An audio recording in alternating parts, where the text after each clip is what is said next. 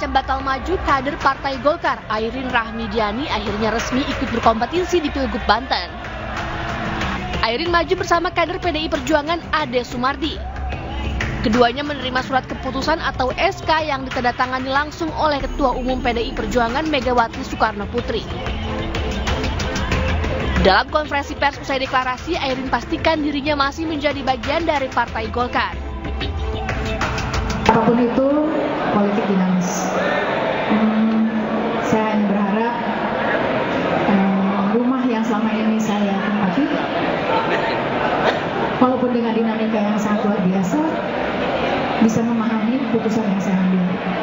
Karena saat Partai Golkar 2 tahun yang lalu, bahkan mungkin 2 tahun lebih yang lalu, menugaskan saya dengan surat tugas. Sementara itu, Partai Golkar memastikan menarik dukungannya dari Airin. Namun, Partai Golkar masih mengizinkan Airin maju di luar partai. Di Pilkada Banten, Airin Ade akan berhadapan dengan pasangan Ahmad Soni dan Dimyati. Keduanya diusung oleh partai-partai yang tergabung dalam Koalisi Indonesia Maju, termasuk Partai Golkar. Dari Tangerang, Banten, Nunung Purnomo, iNews melaporkan.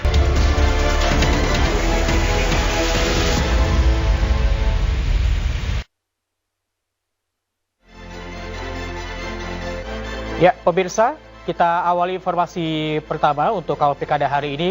Sementara itu beredar foto-foto Anies menggunakan baju merah. Dalam foto yang beredar, Anies yang berbaju merah sungkem kepada ibunya. Sang ibu juga turut mendoakan Anies sebelum dirinya berangkat menuju kantor DPP PDI Perjuangan. Rencananya hari ini Anies akan ditasbihkan menjadi calon gubernur dari PDI Perjuangan.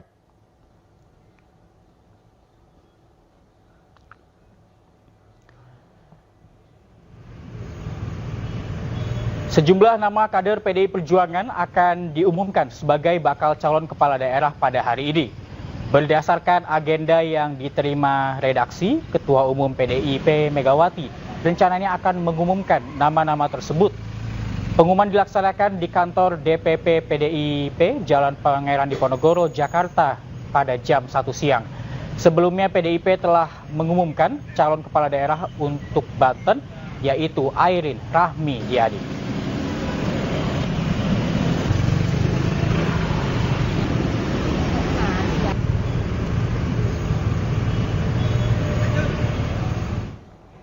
Ya pemirsa, pertemuan Anies Baswedan dengan PDI Perjuangan memunculkan setitik harapan akan bersatunya Anies dengan PDIP.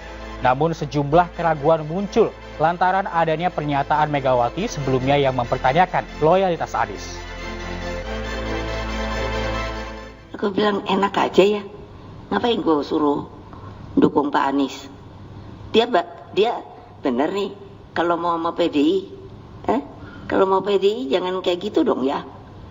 Ya tinggal mau nggak nurut ya. Pernyataan ini disampaikan Ketua Umum PDI Perjuangan Megawati Soekarno Putri sebelum kunjungan Anies ke DPD PDI Perjuangan. Usai pernyataan ini, Anies Baswedan sambangi kantor DPD PDI Perjuangan.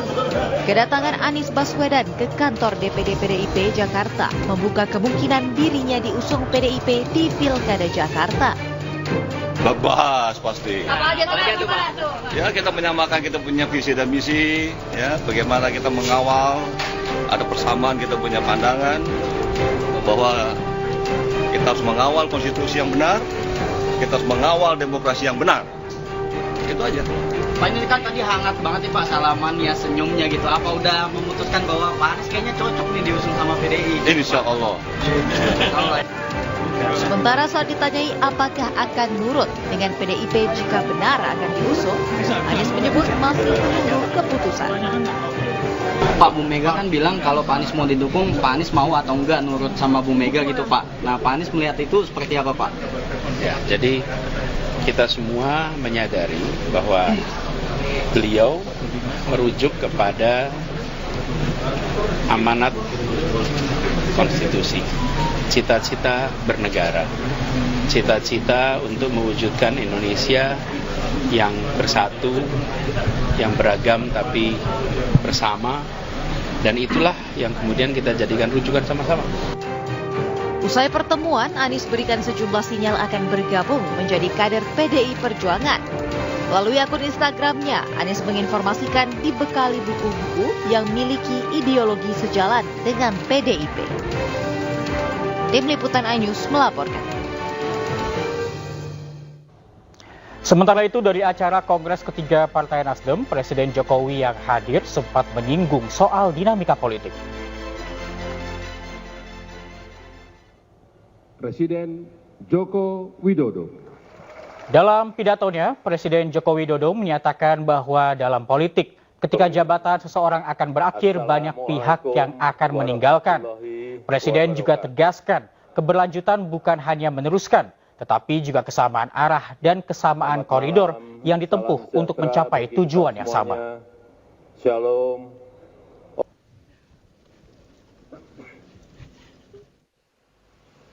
Datang itu rame-rame. Terakhir, begitu mau pergi, ditinggal rame-rame.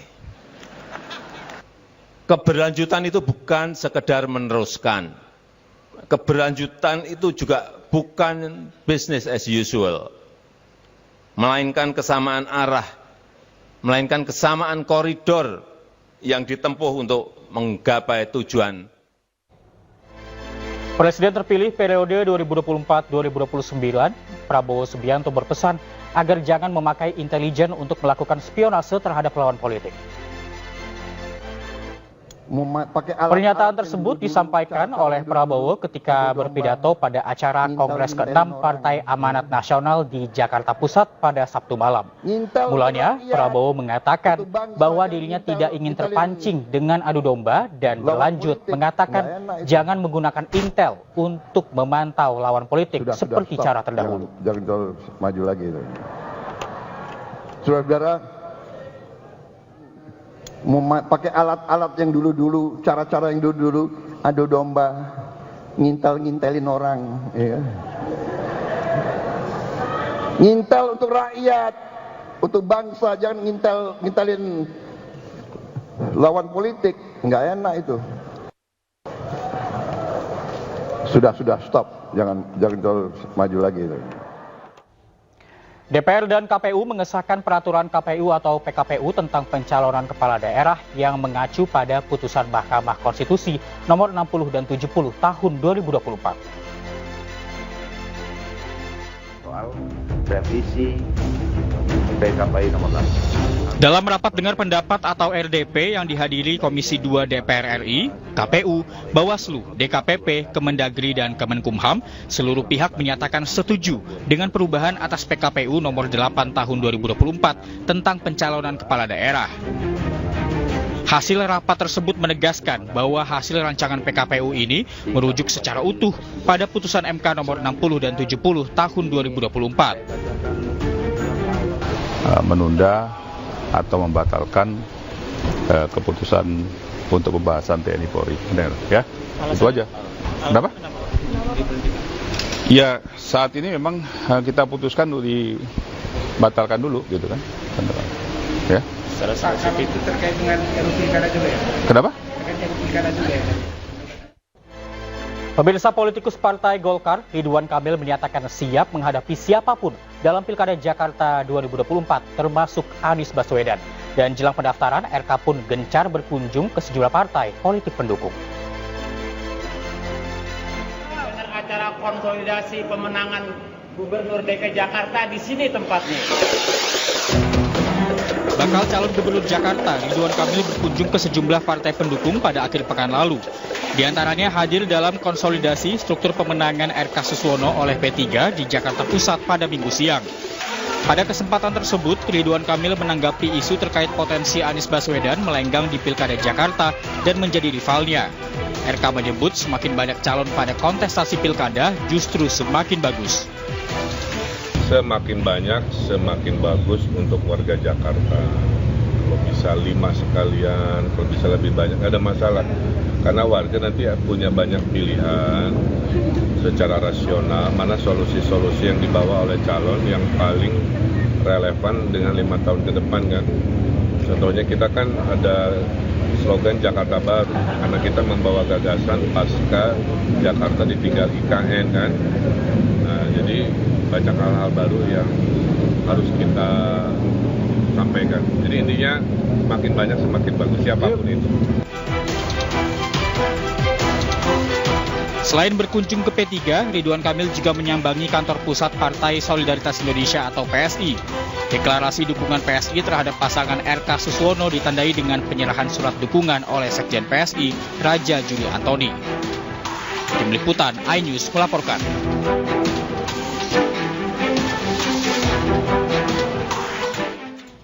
Ya pemirsa, kita akan melihat bagaimana peta Pilkada Jakarta jika Anies Baswedan jadi bergabung dengan PDIP untuk Pilkada 2024. Dalam grafis yang pertama, pemirsa, kita lihat Ridwan Kamil dan juga Suswono atau RK Suswono ini diusung oleh 12 partai politik dan telah dideklarasikan. Dan yang menarik pemirsa, 3 partai diantaranya yang mengusung RK Suswono ini adalah Nasdem, PKB, dan juga Nasdem dan PKB ini diketahui mendukung Anies Baswedan dalam Pilpres 2024 yang lalu. Dan pasangan yang kedua, Dharma dan juga Kun Wardana, ini adalah calon independen untuk maju dalam Pilkada Jakarta 2024. Dan kita memang mengetahui bahwa sebelumnya Dharma dan juga Kun ini tidak berhasil maju, namun dalam beberapa waktu terakhir, Dharma Kun ini berhasil maju ke Pilkada Jakarta 2024 karena berhasil mengumpulkan sejumlah KTP untuk mengusung mereka dalam Pilkada Jakarta 2024. Kita lihat grafis berikutnya, pemirsa. Jika Anies Baswedan nantinya dapat maju ke dalam Pilgub Jakarta 2024, Anies ini telah berkonsolidasi dengan Partai Buruh dan juga Hanura pada akhir pekan yang lalu. Partai Buruh secara resmi sudah mendukung Anies dalam Pilgub Jakarta 2024. Namun Hanura hingga saat ini belum menentukan sikapnya apakah akan mendukung Anies ataupun tidak. Dan kita lihat yang berikutnya ada Rano Karno, nama yang juga digadang-gadang ini akan maju dalam Pilkada Jakarta 2024. Pemirsa dari kader PDI Perjuangan, dan memang kita ketahui bahwa sesaat lagi kita akan mengetahui siapakah yang akan didukung oleh PDI Perjuangan dalam Pilkada Jakarta 2024. Apakah nantinya Anies Baswedan atau Rano Karno atau mungkin nama Basuki Cahayapurnama, mantan Gubernur Jakarta, dapat maju dalam Pilkada Jakarta 2024.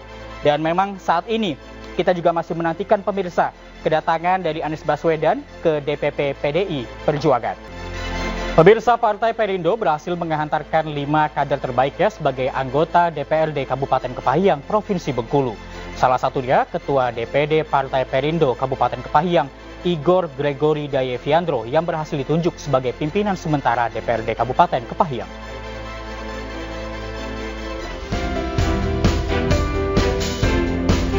Sebanyak 25 anggota DPRD terpilih periode masa jabatan 2024-2029 di Kabupaten Kepahyang, Provinsi Bengkulu resmi dilantik. 5 diantaranya merupakan kader terbaik Partai Perindo, yaitu Igor Gregory Dayeviandro dan Fahri Zioloveza dari Dapil Kepahyang 1, Muhammad Nopriandi dari Dapil Kepahyang 2, Firdaus dari Dapil Kepahyang 3, dan Chandra Alamsyah Dapil Kepahyang 4. Pada pelantikan ini, Ketua DPD Partai Perindo Kabupaten Kepahyang yang juga Ketua DPP Partai Perindo Bidang Ekonomi Kreatif, Igor Gregory Dayeviandro, ditunjuk sebagai pimpinan sementara DPRD Kabupaten Kepahyang berdasarkan putusan yang dibacakan Sekretaris DPRD dalam rapat paripurna DPRD Kabupaten Kepahyang. Gregory Dayeviandro merupakan salah satu kader berprestasi yang meraih suara individu dan partai terbanyak dari partai yang dipimpin Ketua Umum DPP Partai Perindo Angela Tanusdibio.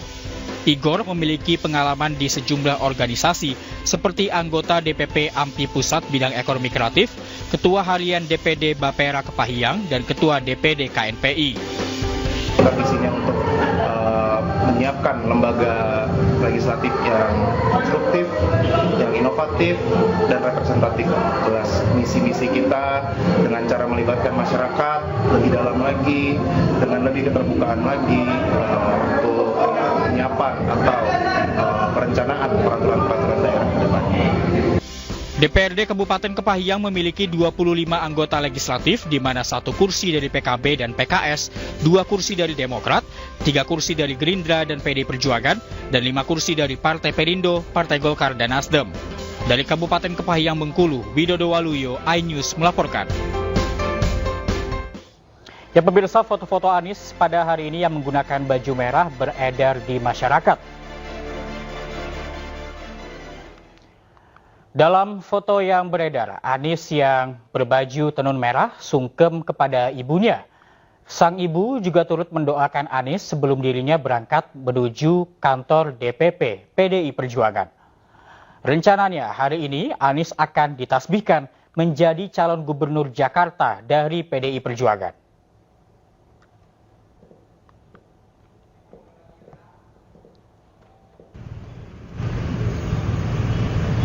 Sejumlah nama kader PDI Perjuangan akan diumumkan sebagai bakal calon kepala daerah pada hari ini.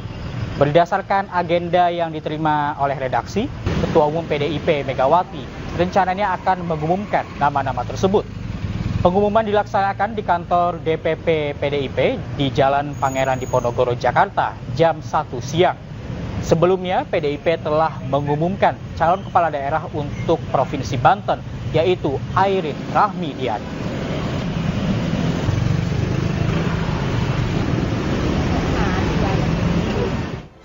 Ya pemirsa, usai Mahkamah Konstitusi membuat putusan terkait batas usia di Pilkada, Partai Solidaritas Indonesia memastikan tidak akan memajukan Kaesang di kontestasi Pilkada 2024.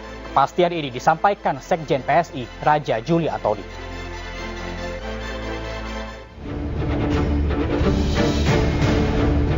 Teka-teki kemungkinan majunya Kaesang Pangarep di Pilkada 2024 dijawab Partai Solidaritas Indonesia. Sekjen Partai Solidaritas Indonesia Raja Juli Antoni memastikan Ketua Umum PSI Kaesang Pangarep tidak akan maju di Pilkada 2024. Dengan lahirnya keputusan MK, Mas Kaesang tidak akan maju lagi, ya, tidak akan maju menjadi dalam kontestasi Pilkada ya, di 2024 ini. Jadi clear ya, sekali lagi saya tegaskan bahwa Mas Kaesang ya dengan keputusan MK itu tidak akan maju lagi menjadi calon Pilkada dimanapun. Terus kalau ya terkait urus surat tidak dipidana itu gimana? Ya saya sudah sampaikan juga di rilis saya bahwa sebelum beliau berangkat ke Amerika Serikat, ada salah seorang ketua DPP PSI yang mempunyai inisiatif untuk memulai mengurus administrasi kalau pada ujungnya nanti Kim Plus akan mencalonkan Mas Kaesang sebagai salah seorang kandidat di Jawa Tengah ya. Jadi ketika itu juga komunikasi berjalan tapi juga belum bulat gitu ya. Jadi sambil komunikasi berjalan, hal yang bersifat administratif ini dijalankan. Tapi per keputusan MK itu ya proses administrasinya berhenti dan Mas Kaesang sendiri mengatakan bahwa karena beliau adalah taat kepada konstitusi ya. Kenapa ketika itu didorong oleh PSI untuk maju kan karena memang juga ada ruang konstitusionalnya dengan keputusan MA ya. Kemudian beliau eligible untuk maju.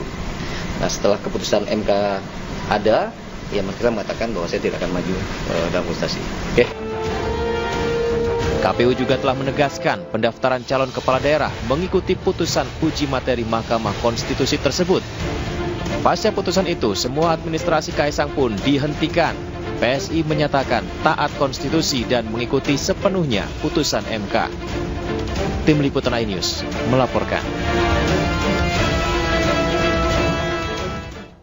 Sementara itu dalam safari politiknya, Anies Baswedan menghadiri Kongres ketiga Partai Nasdem di Balai Sidang Jakarta Convention Center. Menariknya di acara inilah Anies bertemu dengan Presiden Joko Widodo.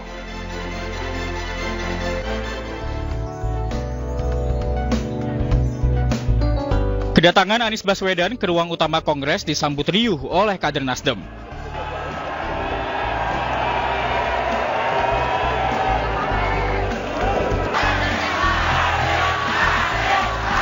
Tidak lama, Presiden Jokowi tiba di lokasi Kongres. Presiden hadir atas undangan Partai Nasdem. Usai acara, ada momen menarik saat Presiden Jokowi dan Anies Baswedan bersalaman. Anies sendiri hadir atas undangan Partai Nasdem. Malam hari ini menunjukkan bahwa Partai Nasdem. Saya ketika dapat undangan untuk hadir di Kongres ini saya datang, dan kita ini sebangsa, kita ini sesaudara. Ada saat di mana kita bisa berjalan bareng, ada saat di mana kita tidak berjalan bareng. Tapi bukan berarti kemudian persaudaraan selesai, persahabatan selesai, dijaga terus. Jadi saya merasa terima kasih atas undangannya. Kongres ketiga Partai Nasdem yang dijadwalkan berlangsung 25 hingga 27 Agustus 2024 mengundang seluruh partai politik sebagai bentuk rekonsiliasi. Tim Liputan, iNews melaporkan. Muhaimin Iskandar atau Caimin resmi kembali terpilih menjadi Ketua Umum PKB periode 2024-2029 secara aklamasi melalui Muktamar ke-6 PKB yang digelar di Bali pada Sabtu malam.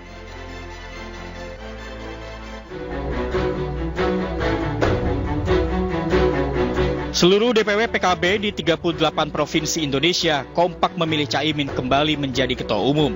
Keputusan itu diambil berdasarkan hasil sidang pleno dalam Muktamar ke-6 PKB. Seluruh DPW PKB menyatakan persetujuan mereka karena sebelumnya puas atas hasil laporan pertanggungjawaban kepemimpinan yang disampaikan Caimin dalam Muktamar ke-6 PKB. Ya karena semua DPC 500 lebih DPC menghendaki saya, sehingga saya merasa ini bagian dari tanggung jawab berikutnya. Tapi saya tadi sudah menanyakan kepada seluruh DPC bahwa mandat yang diberikan kepada saya, mandataris tunggal yang dimintakan kepada saya balik kepada mereka asal mereka mau berkomitmen bersama-sama berjuang kembali, saya siap. Dan akhirnya diputuskan seperti itu. Tentu ini amanah berat yang insya Allah saya akan bekerja sekuat tenaga.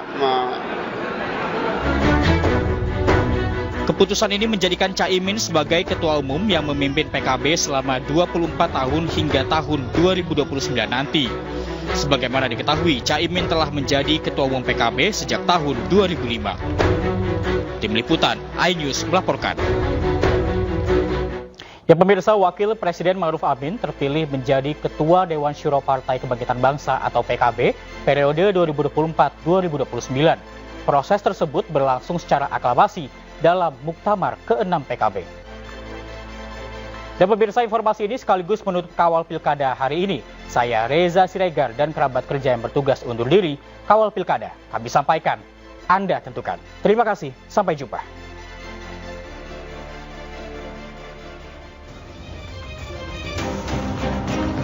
Dalam rapat pleno keempat pada Muktamar ke-6 PKB, Ketua Umum PKB Muhaimin Iskandar atau Caimin menanyakan kepada seluruh peserta rapat pleno terkait dengan usulan Wakil Presiden Ma'ruf Amin untuk menjadi Ketua Dewan Syuro PKB. Hal tersebut disetujui oleh seluruh peserta rapat dan kemudian Wakil Presiden Ma'ruf Amin disahkan sebagai Ketua Dewan Syuro PKB 2024-2029. Dewan Syuro itu menjadi inspirasi, motivasi, pendorong, kekuatan moral, penjaga etika yang sangat sentralistik, terutama mengkonsolidasi akidah, agama, dan ajaran. Dalam pidatonya, Wakil Presiden Ma'ruf Amin menyampaikan sejumlah hal, di antaranya mengingatkan bahwa tujuan pembentukan PKB adalah politik yang mengikuti nasihat para kiai. Ma'ruf Amin juga sempat berkelakar soal anak presiden. Kalau PKB itu politik ikuti gerakan kiai